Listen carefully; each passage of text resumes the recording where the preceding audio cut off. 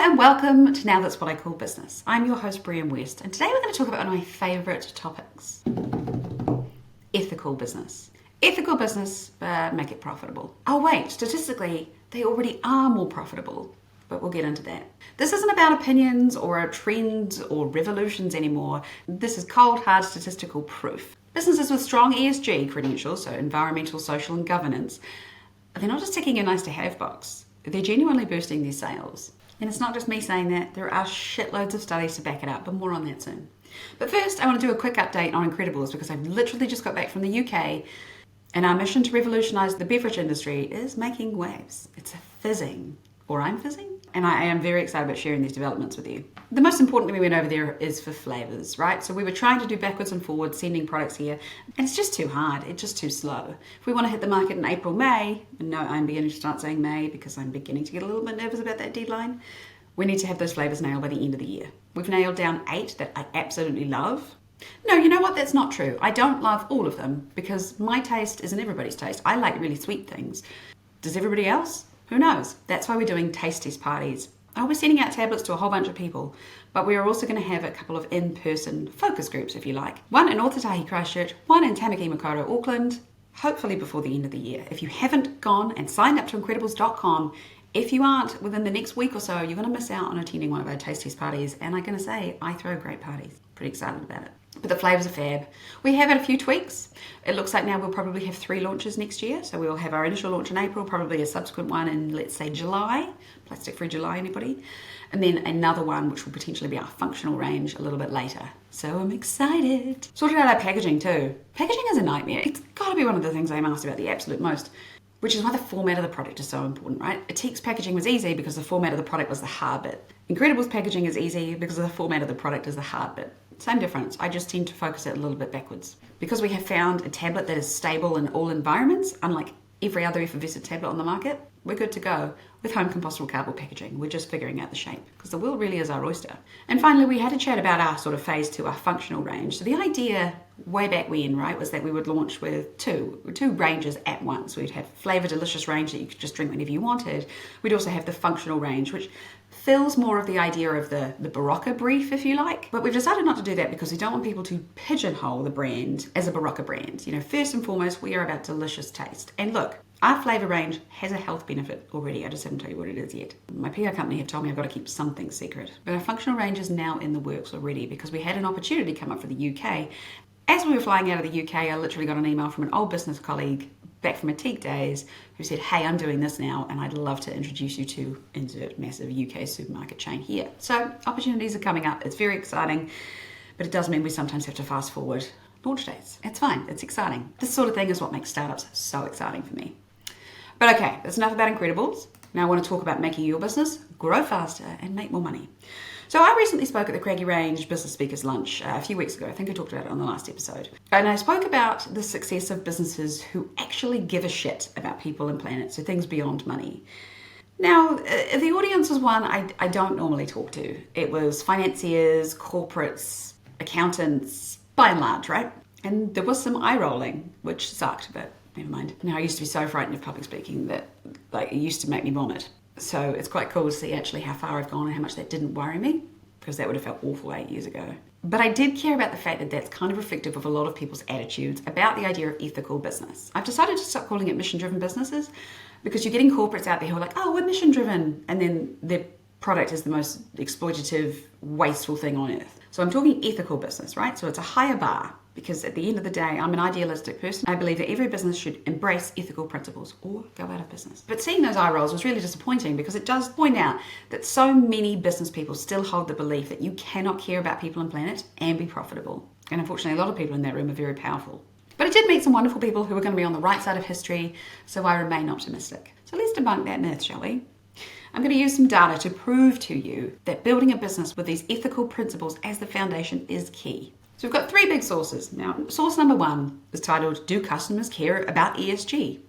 evidence from barcode level sales data. So this is about behavior, it's about sales, not about people saying what they think. Because of course, what people say and what people do are very different things. This study was conducted by a bunch of very clever people from the Wharton School and London Business School. And they used Nielsen data from the United States, so that's actual sales data. So they simply analysed the relationship between a company's environmental and social factors, whether positive or negative, and their product sales. So things like employee relations, community contributions, social causes, environmental credentials, so on and so forth.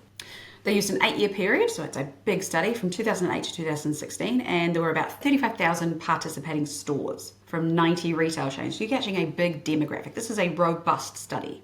And it was across 886 product categories. So the key takeaways, these values really matter. The higher the environmental and social ratings of companies massively influence their product sales. A one standard deviation from the norm in those environmental and social ratings created a 10% sales increase. Something to note, of course, Democratic voters and higher income earners are more influenced by these credentials, which makes sense for a variety of reasons, from income levels, education, so on. Second key takeaway was that people pick products based on how the companies treat the environment and their employees. So when a company is known for being good at both these things, it makes other people want to support them. This is not a shock. And the best bit about that, of course, is that when one company is rewarded for doing good, other companies see that and want to do the same thing too. And finally, the last key takeaway, when other companies do better with the environment and their social issues, it hurts the other company's sales because they are comparing the two. Interestingly enough, and again, not really surprising, when there are massive environmental disasters like floods and cyclones, this goes up. It becomes more front of mind and dramatically affects their choices to buy. The closer they are to the issue, the more it affects that. For those of you saying, oh, how do you know this wasn't just a product quality thing? They had a really interesting control variable for that, so it wasn't related to product quality. All the studies are going to be in the show notes, so you can go and have a read. The second study was again by Nielsen, because they have more data than anything else, and McKinsey & Co. Now, McKinsey & Co. are one of the oldest and largest management consultancies on earth. And their simple message to businesses was, customers care about sustainability, and they back it up with what they choose to buy. This was 5 years of US sales data from 2017 to 2022, so a little bit more recent. It was across 600,000 different products and represented $400 billion in annual retail revenue. It was across 44,000 brands across 32 categories. So again, big study. And the overall trend was clear. In 2/3 of those categories, products that had robust ESG-related claims grew faster than those that didn't. Again, higher income households were more likely to show this effect greater, but still, the research shows that a wide range of consumers across incomes, across life stages, ages, races, geographies are buying brands based on their ESG claims. It's not limited to niche audiences or demographics, and McKinsey & Co.'s stance is that it's making genuine headway with broad swathes across America. That is so positive for the future of the planet. I just hope that it continues and grows faster. Now, this is true for both large and small brands. So for those of you out there saying, oh, I'm too small for this to really be relevant, incorrect. Both large and small brands saw growth. They did not find that one single claim actually performed better than others, which did surprise me because I would have thought people resonate with something like plastic free, for example, or carbon neutral more than they do something that's a little bit more obscure like palm oil free. And this is where I talk about messaging hierarchy and knowing what resonates with your consumer. But perhaps that doesn't matter as much as you think it does. Now, if that brand had multiple ESG claims like carbon neutral, palm oil free, cruelty free, so on, the growth was even faster. So that goes to show that consumers are really appreciating the multiple efforts towards showing environmental and social responsibility because it shows it's authentic. It shows that it's built into the company, so they are much more likely to trust the brand. At the end of the day, meaningful ESG is what matters. Greenwashers, watch out. Interestingly, McKinsey & Co. had the hypothesis that shoppers expect new products to come built in with a lot of these claims and are very happily surprised when older products begin to embody them. So it doesn't matter how long you've been in business, you can still take advantage of this. And another note, not only those more established products, those big CPG companies, they decline slower when they make ESG brands. Because at the end of the day, no product lasts forever. So big businesses, that is a hell of a call to start implementing better ESG, authentic, giving a shit into what you do as a business. And finally, let's wrap up with a study from Deloitte. Funnily enough, there were a few Deloitte people in the room at the Craigie Ranger event.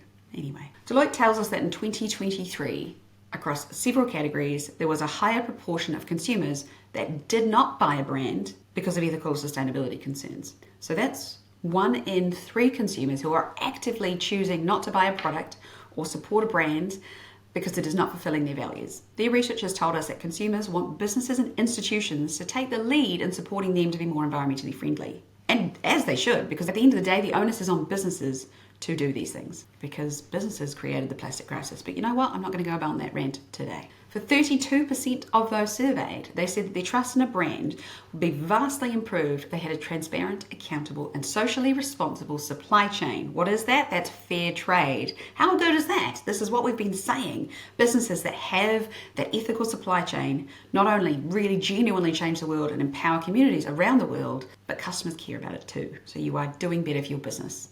Okay, that was a lot of statistics and studies I threw at you, and I just really wanted to hammer home the point that I have been going on about for what feels like my entire professional life, that ethical businesses do better. You do not have to sacrifice profit to be ethical. And at the end of the day, profit is not a dirty word.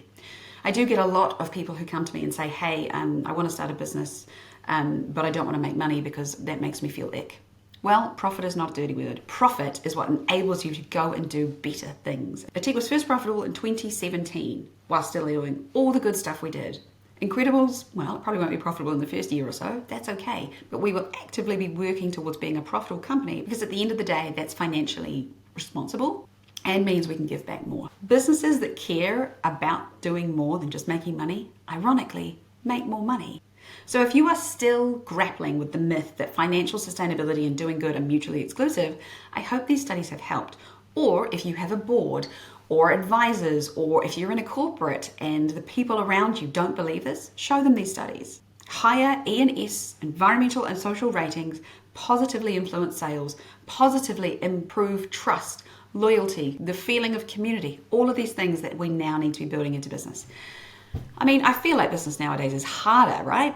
But that's good because it is making us do better as brands. And again, whilst the strongest effects are seen in higher income demographics, that is not to say that only those aiming at that premium category should implement this, because it is still occurring in every group. It is just stronger in that higher income group. It is a myth that only high income households buy sustainable products. And in fact, there's plenty of studies that show lower income households care more about people and planet than those in higher income. They just may not be able to support them all because, of course, more ethical, sustainable products do tend to come with a higher price tag. It's all a bit grey, but the statistics prove it's worth doing. And of course, another implication is clear. Greenwashing ain't it. I mean, this is a moral thing anyway. Lying about what your business does to try and get sales is gross. And a lot of it's inadvertent and people get excited and they don't know what they're doing is wrong. But a lot of businesses that know they're doing wrong, well, that's immoral, but it's also seen through by consumers. So if you want to capitalize on this revolution, it needs to be genuine. I mean, the word of the year is authentic, right? As much as I don't like that, if you have to tell people to be authentic, I mean, how authentic can they really be? But it is fitting for this conversation. Committing to sustainability is not just about doing the right thing, it's also a path to success. So I hope that has convinced some of you. For those of you already on your way to becoming an ethical business, let's keep this information up your sleeve because you may need to change board members' minds or investors, who knows in the future. And of course, you won't be perfect. No business is perfect. So you can continue to evolve, improve your operations, and always remember, of course, it's progress, not perfection. Let's recognize ESG principles for what they are: a powerful driver of sales, a source of trust, a foundation for a better, more sustainable future. If you're not convinced, don't take my word for it. Sources are in the show notes. And if you are convinced, great. This is what my entire life has been about. And it's what I talk about a lot. So you're in the right place. In all seriousness though, this is why Business with Better exists, to help organizations embed more ethical principles into everything they do without being overwhelming. And it's free. You can also listen to some of my previous podcast episodes that go over some of these principles and follow along on social media because I have a lot of rants about this sort of thing. Other sources of information: you can't beat taking your business through the B Corp assessment.